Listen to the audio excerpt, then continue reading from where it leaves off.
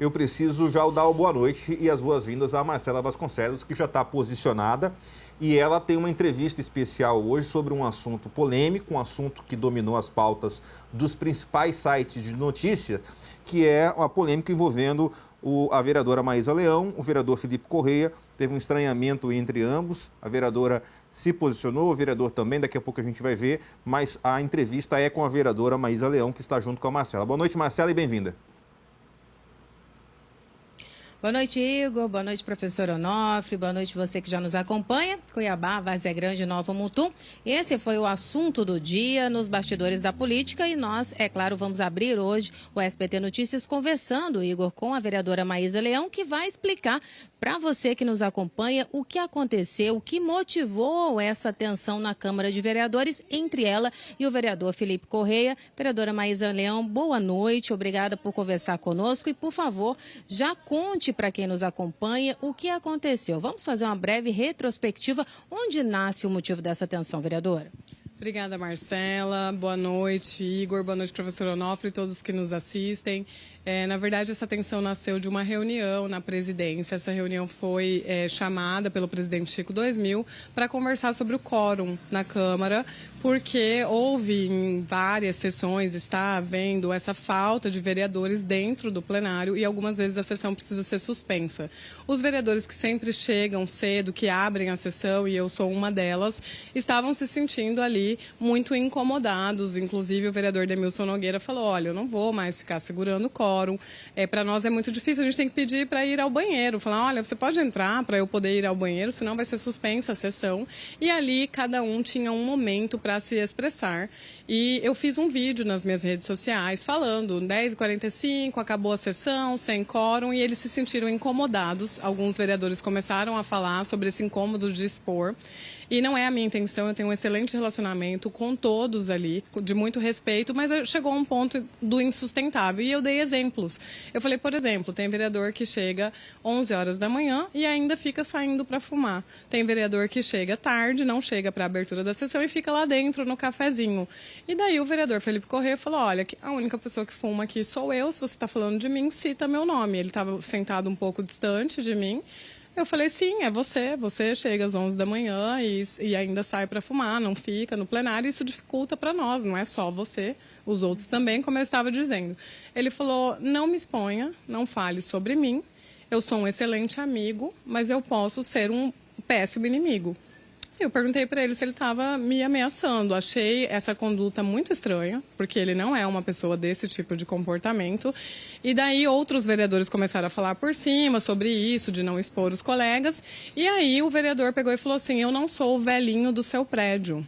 E tocou num ponto muito sensível para mim, porque ele tocou na história de um vizinho que foi amplamente divulgado pela imprensa, um vizinho que tinha problemas com o meu apartamento, sempre interfonava na minha casa, porque o meu filho, que é autista, ele se autorregula correndo em círculos. Meu filho corre descalço, não é barulhento, ele dorme cedo, e esse vizinho sempre interfonava. E um dia eu entrei no elevador e o vizinho veio para cima e a gente teve uma discussão acalorada e isso acabou saindo na mídia. Ele fez boletim de ocorrência, eu também fiz, esse caso já foi encerrado. É um caso lastimável que acontece em muitas vizinhanças por aí. Ele usou um ponto sensível ali. Hoje ele falou que se arrependeu de usar. Falou, inclusive, que a cena não foi essa, a cena foi exatamente essa. E essa palavra, não me exponha, que eu posso ser um péssimo inimigo, eu na hora ali... Eu falei, isso é muito violento, eu reagi, mas depois eu cheguei em casa e parei para pensar no meu papel como mulher de não deixar que esse tipo de coisa aconteça. Eu não estou dizendo que ele é um agressor, eu não estou desfigurando toda a biografia dele, tenho um respeito por ele, mas ele foi infeliz nessa fala, foi agressivo e eu falei ali o recado: não tenho teto de vidro, não tenho medo de ameaças e não vai ser, não foi a primeira vez que eu sofri ameaça, não vai ser a última, eu sei, mas isso não vai me barrar.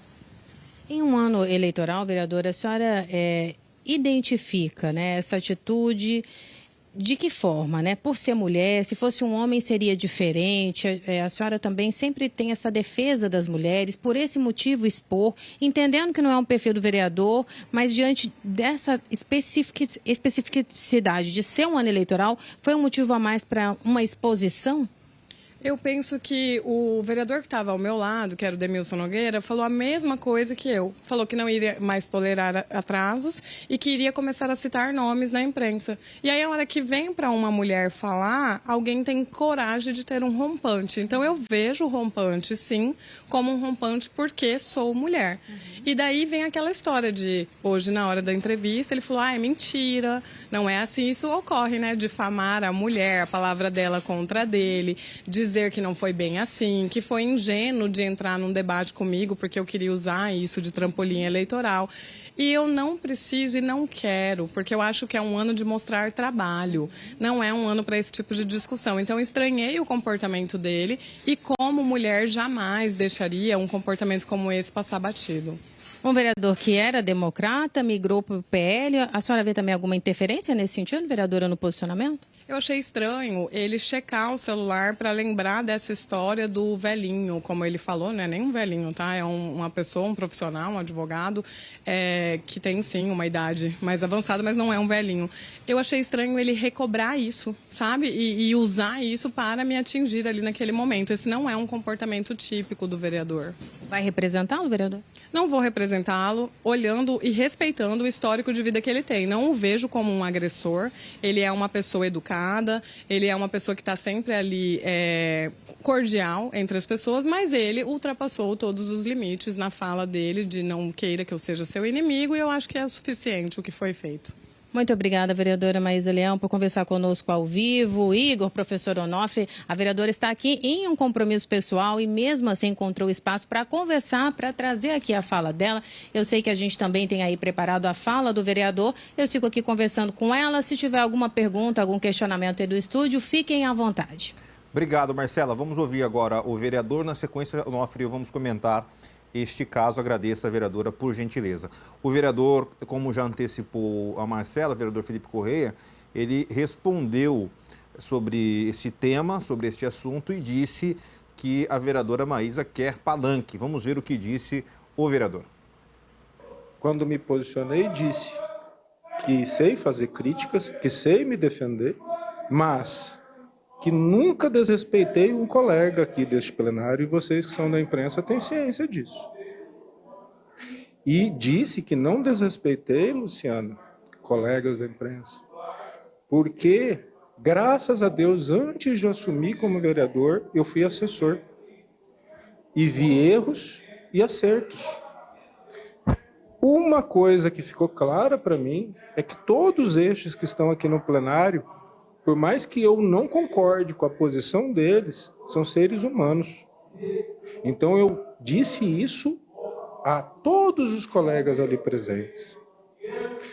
Portanto, se a intenção é usar de escada, não vou permitir, não falo mais disso. Que bom que estão todos vocês aqui para que a gente possa falar.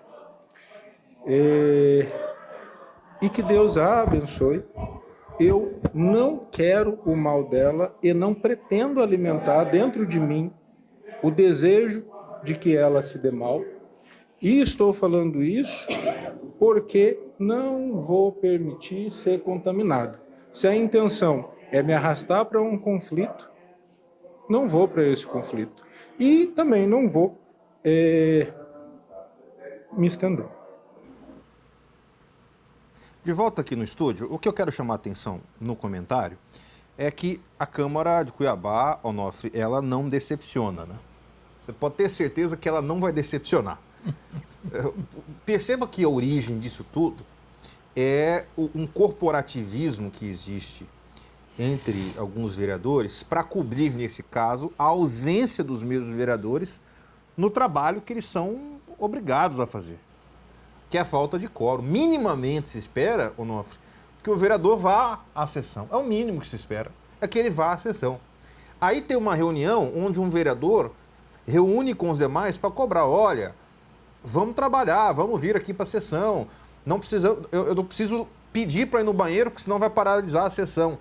E aí o corporativismo impera quando você percebe a irritação de determinados vereadores que saem para fumar, outros saem para falar no celular, outros não querem trabalhar. Mas estes mesmos que não querem trabalhar vão estar na rua daqui a pouco, este ano, pedindo voto do eleitor para voltar às mesmíssimas posições. Eu queria entender essa síndrome que alguns têm, não querem trabalhar, mas querem continuar vereadores. Como é que você explica isso? Igor, tem umas coisas interessantes que dão origem a tudo isso que aconteceu. O vereador se sente, ele é dono do mandato. Eu sou eu. Tem nada mais além de mim. Então eu posso ir, posso faltar, posso sair para fumar, posso não ir lá na Assembleia, não dou satisfação a ninguém na Câmara. Isso é um erro de origem. E a Câmara de Cuiabá adora um erro de origem. Você se lembra que há um tempo atrás era chamada de Casa dos Horrores? É verdade. O nome ainda não mudou, não. Está se chamando menos, mas continua. Ninguém esqueceu. Agora, essa discussão do vereador com a vereadora, isso é briga de cozinha. Isso resolve na cozinha. Lá em casa, quando eu era criança, a mamãe resolvia isso com a chinela. Me parece que ambos não querem a briga, né? Não, são do mesmo não lado, querem, têm as mesmas... Ambos são de oposição ao prefeito. Você vê que ambos são educados, estão moderados nas palavras, são pessoas civilizadas. Isso é briga que está faltando liderança para dizer, para aí, cara, para aqui, menos.